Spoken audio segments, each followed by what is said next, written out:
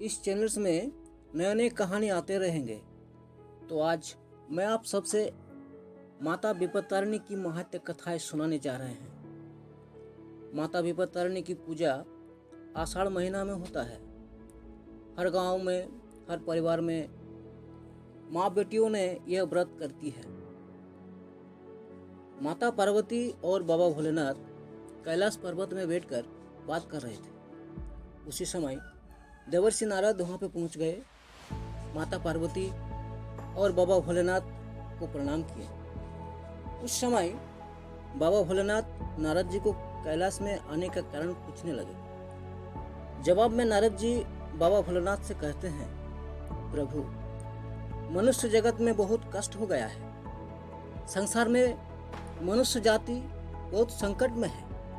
प्रभु, आप मुझे बताइए कौन सा व्रत करने से मनुष्य जीवन में संकट दूर होगा। नारद जी के बात पर बाबा भोलेनाथ जी माता पार्वती को बोलने का आदेश दे दिया। बाबा भोलेनाथ के आदेश पर माता पार्वती कहने लगी, प्रभु, कृपा करके नारद जी को आप ही बता दीजिए। माता की बात सुनकर बाबा भोलेनाथ बोलने शुरू किया।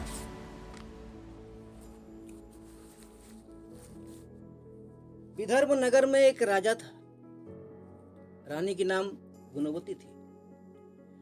रानी गुणवती दरिद्र लोगों को हर संकट में सहायता करती थी। अपने प्रजाओं का हर समय भलाई चाहती थी। रानी माता पार्वती की पूजा करती थी। एक दिन देवी पार्वती संसार में विपत्तारिणी की पूजा कराने के लिए रानी की मन में घुस गई और विपत्तारिणी व्रत प्रचार करने के लिए आदेश दे दिया। और देवी पार्वती रानी के मन को मतिभ्रष्ट कर दिया। एक दिन रानी के साथ एक नीच जात की औरत से मुलाकात हो गई। नीच जात की औरत गाय के मांस खाती थी, लेकिन रानी गुणवती गाय के मांस देखने के लिए बेचैन थी। गाय के मांस लेने के बदले रानी गुणवती नीच जात की औरत को अपने गले की चेन दे दी और कहने लगी, गाय की मांस कैसी दिखती है, तुम किसी तरह मेरे घर पहुंचा दो। रानी गुणवती की बात सुनकर वो औरत डर गई और कहने लगी, रानी, मुझे डर है। राजा ने देख लिया तो मुझे मार डालेंगे। लेकिन रानी गुणवती उसे साहस दी।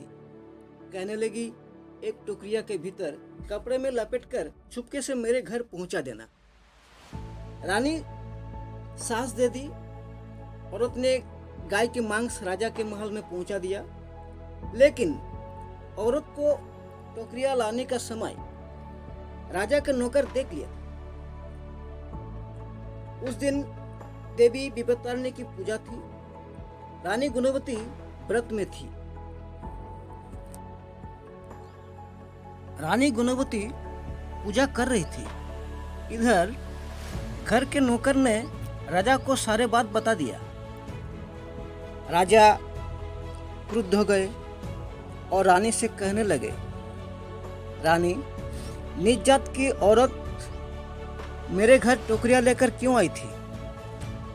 रानी गुणवती डर गई और राजा से कुछ जवाब नहीं दे पाई। वह कहने लगी, महाराज, आप शांत हो जाइए। पूजा समाप्त होने के बाद मैं आपको सब कुछ दिखा दूंगी। लेकिन रानी कांपती रही और माता के सामने रोती रही और कहने लगी, माँ, पूरे जीवन आपको पूजा करती रही। अब मेरे जीवन में पहली बार इतनी घोर संकट आई। इस संकट से मुझे बचा लीजिए। देवी विपत्तारिणी रानी की बात सुन लिया। पूजा समाप्त हो गई। राजा क्रोध में थे। फिर रानी से टोकरिया दिखाने बोले। रानी राजा से कहती है, महाराज, पहले आप प्रसादी ले लीजिए, उसके बाद टोकरिया दिखा दूंगी।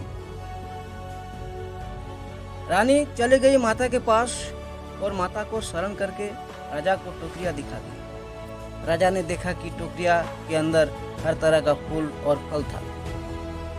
राजा देखकर हैरान हो गया। और रानी से कहने लगा, मैं तुम्हें गलत समझा, मुझे क्षमा करो। पूरे जीवन रानी गुणवती देवी विपत्तारिणी की पूजा करती रही।